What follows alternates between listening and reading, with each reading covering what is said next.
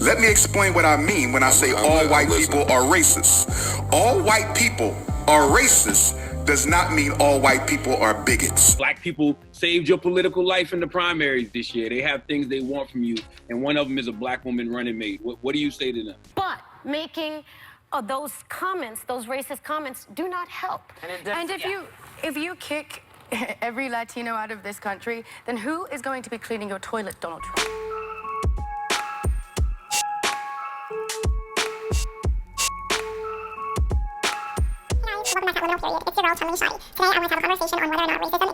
So I think it'd be helpful for us to first start off on the definition of what racism really is. Racism is defined as prejudice, discrimination, or antagonism by an individual, community, or institution against a person or people on the basis of their membership in a particular racial or ethnic group, typically one that is a minority or marginalized. Second definition is the belief that different races possess distinct characteristics, abilities, or qualities, especially so as to distinguish them as inferior or superior.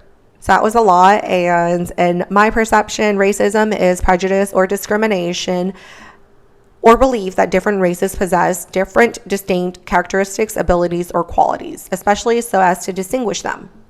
That's it. That would be my perception on what racism is. So based on that definition, I would say that yes, racism still exists here in America. However, I think that is because people are ignorant. I don't think that there is any type of systemic racism going on or any type of oppression or policies and guidelines that are placed in order to oppress people outside of what is happening with affirmative action and DEI and the expansion with Title IX.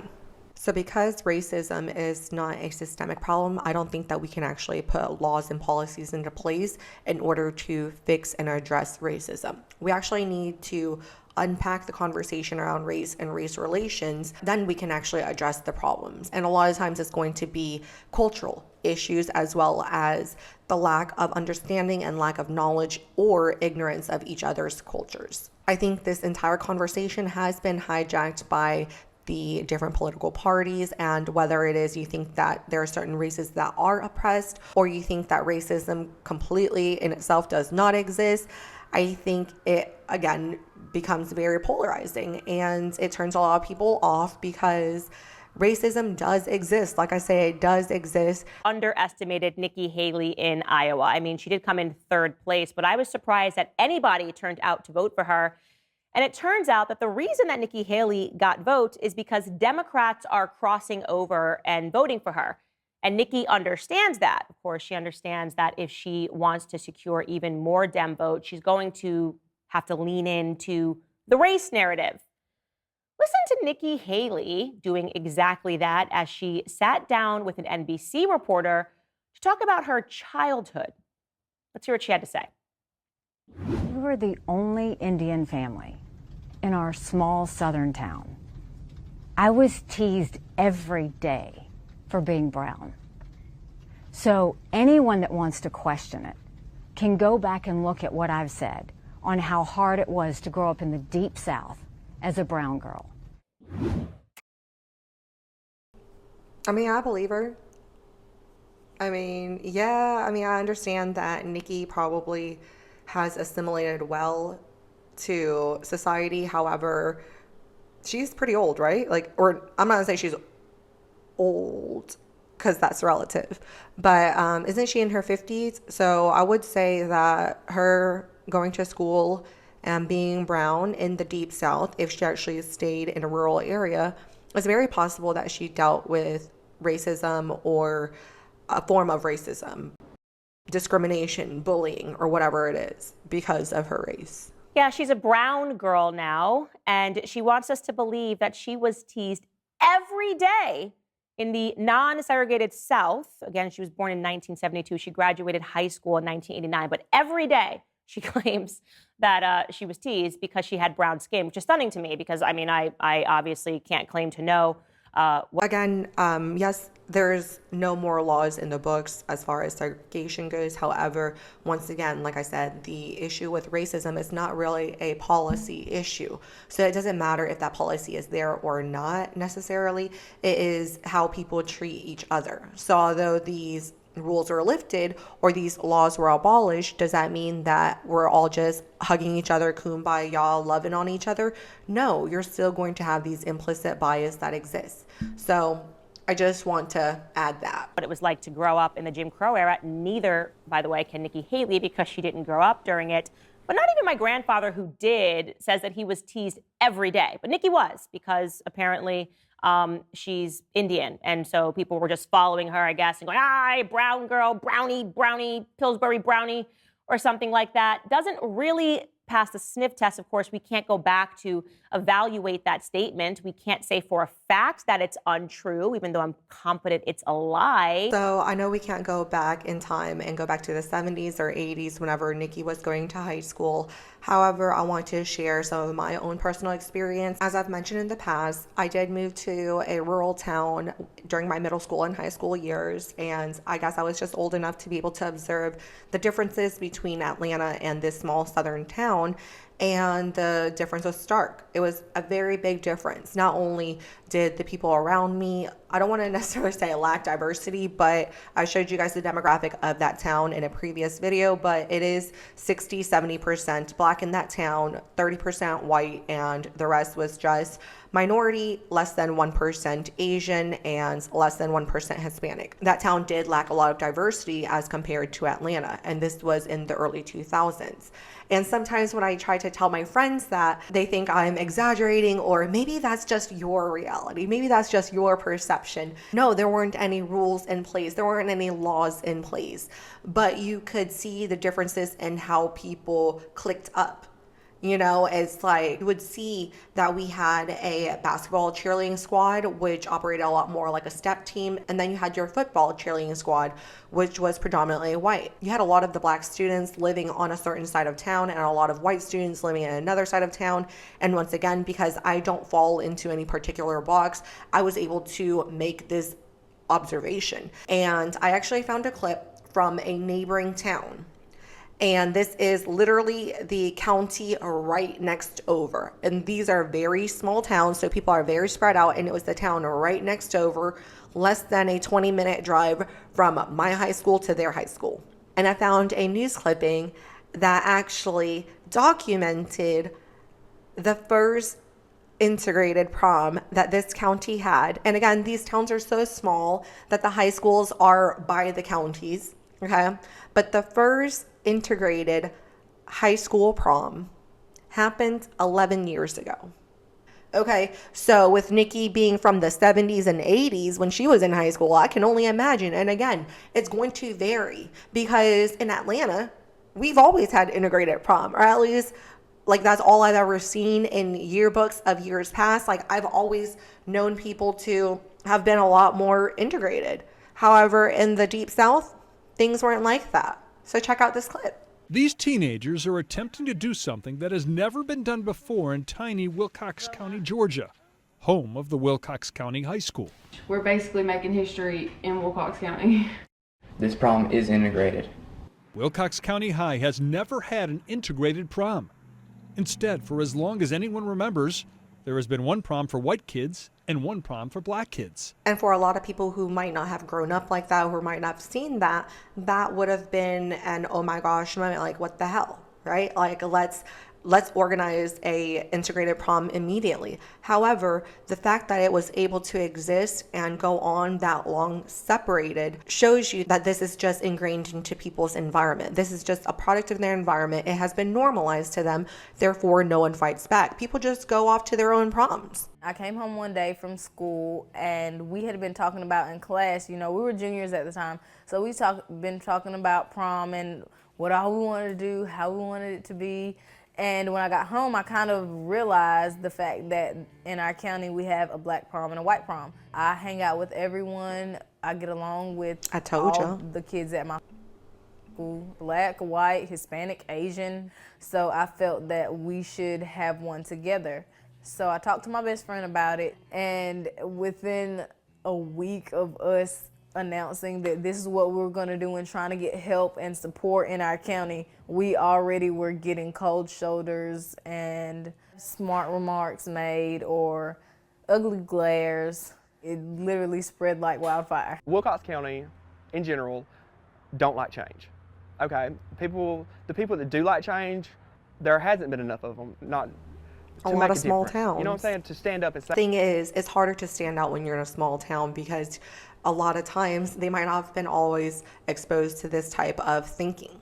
If this is how your parents were raised, this is how your grandparents were raised, this is how people in the community around you were raised, and the black and the white people all thought it was okay to continue to have a segregated prom, of course, you are also going to continue in that mindset. And that's why I think it's dangerous whenever we completely dismiss the conversation that racism still exists in certain towns. When Candace was laughing at the fact that Nikki saw herself as a brown girl who grew up in the 70s and 80s in rural South Carolina, and she said she stood out and was criticized for it, we didn't take that seriously. And I think that's the issue. Because everything is racist, we don't actually know how to identify when someone has actually experienced something that is racism. Therefore, we're unable to actually have the conversation, understand that there are instances that people have experienced with racism. We can't just throw the baby out with the bathwater.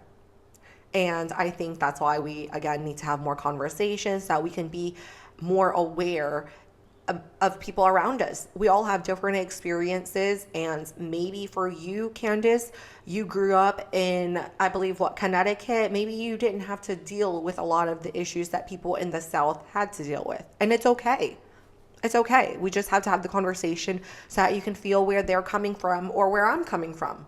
Literally. Say something that somebody will listen, you know?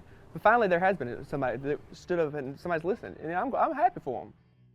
I think it's a fantastic idea for an integrated prom. You know, I think it should be left up to the students whether to have the integrated prom or not. The prom organizers said they're not the first ones to think of integrating the proms, and they're just the first ones to pull it off, and worldwide attention helped.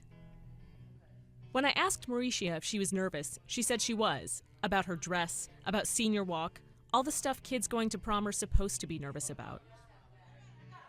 You know, when I was watching this clip earlier, I actually got really excited because I actually know some of the people in this clip because this is right around the time that I graduated, actually a year or two after I graduated high school. So I actually know some people that are about to walk this carpet. There are about 400 students at Wilcox County High School. About 100 young people attended the prom, most of them from Wilcox County. Tux jackets off, abandoned heels crowding the corners, kids standing around outside or shaking on the dance floor.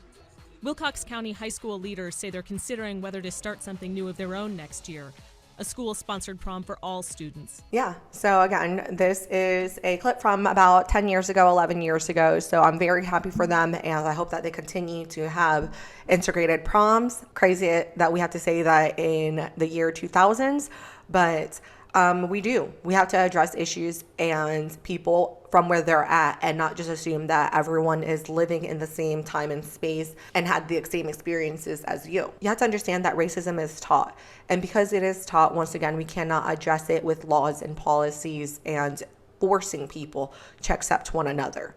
A lot of times this has been ingrained in you and you don't even realize that is a bad thing or an evil thing. So the next clip I want to share is going to be from Other People's Lives, and it's a very fascinating channel that I found a couple months back where anonymous people call in and share their lives. This is actually from another guy who is from Georgia. I actually found a lot of similarities in how he described his upbringing and my experiences throughout my middle school and high school years. So I wanted to share it because I know a lot of these stories and experiences are anecdotal. However, I want to share that there are other people out there.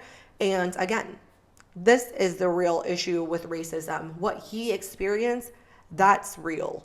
And we need to, again, refocus on addressing on what's real and stop getting distracted by the make-believe things that politicians feed us.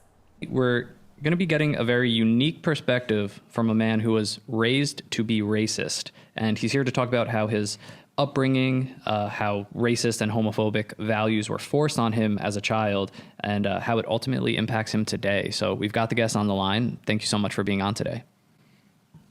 Hey, I appreciate you guys having me. I'm just glad to be here. Yeah, no, we're really interested in having this conversation. And to start, can you just paint a picture of your upbringing for us? So just the environment, number of family members, and I mean, if you're willing, even just sort of the location so that we can kind of get an understanding. Okay, I'll give my birthplace away because I was only there for a short time. I was born in Columbus, Georgia, and Go Georgia. a lot of this wasn't really forming yet. So, I mean, also, I don't remember a lot of it. I had a lot of trauma at a very young age. So, honestly, memory block. So, I remember being age 6, 7 and up. Like anything younger, I kind of just have flashes of memory. But it started very young. Like, I don't remember, but my father would beat me and my sibling with a leather belt and a buckle because of, like, you know, soiling a diaper and like whipping us with it, make me stand in the corner for hours on end till my feet swole. You know, my sister went through her own trials and tribulations, and, you know, just a lot of negative, poisonous, you know, just animosity among growing up. So not traditional happy childhood from the get-go. The part where racial stuff started coming into play was, I'd say about 6, 7, when I would just hear them say slurs, and then I'd repeat them because I didn't understand what they were, and I was told, "Oh, don't say that in public. Don't say this. Don't." And I was like, "Oh, it's just a bad word. It's just like any other obscenity." So again, this is your formative years. He's 6 and 7. He's observing the world around him and he's mirroring that. All of this has been normalized to him. So it's not like he woke up one day and said, "Hey, I just hate black people." No, that again was the environment that he was raised in. We are all products of our environment. How we choose to respond and how we choose to act and move and learn from those experiences is different. But as a child, he was heavily influenced to find superiority in his race as compared to black people. It's just a bad word, and I didn't understand the difference between you know, like a regular curse word and a slur, and like a racial, you know, kind of, you know, point. Like I didn't, you know, I'm a child. And these are your parents that you're hearing just saying this around the house. I was I was only with my father for maybe a year, with shared custody, but the abuse is how we got separated. But she had my mother married another man in Columbus, where I was born, and then we moved to a small rural town. Like, we're talking like 4,000 people in the main town, 600 people in another town connected, 300 people, like, you know, like 2 red lights in a grocery store, like that kind of. So roughly about the same size as my town. There are literally high schools in Atlanta that are bigger and have more students than my entire town. And obviously his town. His entire town is 4,000 people. A town. Okay. So that's where a lot of it came out, because Columbus was very diverse and like not super. I mean, this is early 2000s. So when we moved to this small town, that's like an hour from Columbus, I'll even say the name of it. It's Dawson, Georgia. We lived in different areas around, so like outskirts of town, in the town, you know, a town connecting, like, you know, 10 minutes away. And this is like small Farmerville kind of, you know, raise hell, praise Dale kind of community. So the thought process and the way of thinking of different cultures was not very, it wasn't very good. So how? And it wasn't good because of the lack of exposure. How are you supposed to know how other people are without actually experiencing them? So whatever you know about them is probably from social media. This is early 2000s, so you're seeing it on TV. How are certain characters depicted in movies? That's the only idea of that actual group that you have. I know when we moved down south, we were amongst the first Asian people some people have ever met. They had never come face to face in person with an Asian person. We have certain pockets of America that is diverse and some that are not. So, I mean, you're saying like you were raised sort of like, and there was a lot of like racism and homophobia, like, you know, at what age did that become very like noticeable, and what Why do you feel that way? Like looking back, like what were some examples of things? So it started more or less with the racial. So it started with like we would watch a movie, and if it had like a black lead, like a black actor who was the lead, they would change it. And I'd be like, why? I was watching that. Well, we don't watch, and they say a slur. We don't watch them on the TV. And I'm like, oh, okay. You know, I guess we don't do that. Or if it was anything other than white, or if I were to watch movies or TV that had more of a different diverse lead group of actors, actresses, or any kind of positive outlook on anything besides white culture, it was frowned upon. I was made fun of for it. I was told I was a slur lover, like that kind of thing. And we're talking, I'm not even a teenager yet. Jeez. Yeah, you said you were around 8 to 10 or something?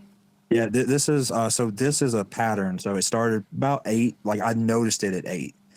And then from 10, it kind of... Pattern. He said it. This was a pattern. This is instilled in you, but it is also reinforced constantly and continuously. And again, in his experience, he is white, and this was towards the black community. However, you do have people on the opposite end as well. People that are black, that are raised to uplift and uphold and only support other black businesses. People like Dr. Umar Johnson that I showed earlier in the video. I definitely want to do a real deep dive on him. However, every single time I start a conversation on Umar, it just turns into a 3-hour video that I just quite frankly don't even know how to edit down. So anyways, let's get back to it. Sorry. Escalated because that's about the time we moved out of Columbus into this smaller town. Because we had visited years prior, and I got so here's racism is spoon fed to you. It's not like what you see in movies. It's not really shoved in your down your throat. It's slowly fed to you. But Correct. Some bites are bigger than others. Sometimes You're you indoctrinated. do get a big bite, and you're like, oh, this is a lot to chew on. And you have a choice to spit it out or swallow it. And me, I was always half and half because I, wanted to trust my parents or parent at the time. So I thought, oh, they know best. They're the ones raising me, like that. I was a very logical child to a degree, but also very ignorant. But that was because I was being raised in ignorance. So I hope you guys enjoyed that tidbit and really do check out the full interview. It was extremely interesting, and he did break down his entire experience as well as the various chapters in his life that really changed the way he thought. And he actually is currently married to a black woman, and they have mixed children. And so yeah, you can kind of get his full story in the description box down below. But I want to share that, and I want to share the previous clips because these are all experiences and these are all observations that I've made from my teenage years. This is all real life stuff. And so whenever we start dismissing people of their actual racist experience or their experience with racism, we miss that piece in communication. We miss that piece in understanding because you don't trust what they're saying. You don't trust their experience because you didn't experience that. You don't believe racism exists because you didn't experience racism. And again, I still don't believe that racism exists on a systemic level. However, I am not going to completely discount or dismiss the fact that Nikki Haley probably experienced some. But the thing is more important though, is to talk about that racism that she dealt with and see how far she's come. Look at the racism that I've dealt with and see how far I've came and how I do not use race as an excuse. I don't use it as a crutch. I don't use it as a reason for why I'm not where I need to be. You have plenty of successful black people that aren't going to use race as a crutch. We all face obstacles and challenges through our journey of life. However, I don't think that there is a system that is set up. I don't think that the government is putting laws and policies. Like I said, please, if you guys do know any specific laws, please do mention them in the comment section down below because I would really like to look into it and see what it is that people are fighting to get rid of. What is all of this systemic racism that the politicians are bringing up every 4 years? Because racism does pull at a lot of people's heartstrings. And so whenever you have a preconceived notion that a particular group or political side is racist, People will vote on that. So I think it's really important for us, again, to have the conversation, and more importantly, have the conversation to understand and not to change other people's mind, because you never know what you might learn. And the more I can understand you, the more I can know about you, the more I can sympathize and rationalize with you. You and I don't have to agree. We don't have to agree on anything. However, I can better take care of you if I can understand you.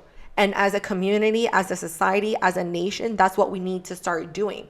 We need to look out for each other for actual issues and not actually create issues. So again, how do we solve racism? Educating people and exposing people. So anyways, I enjoyed having this conversation. I look forward to speaking with you again next time. Bye.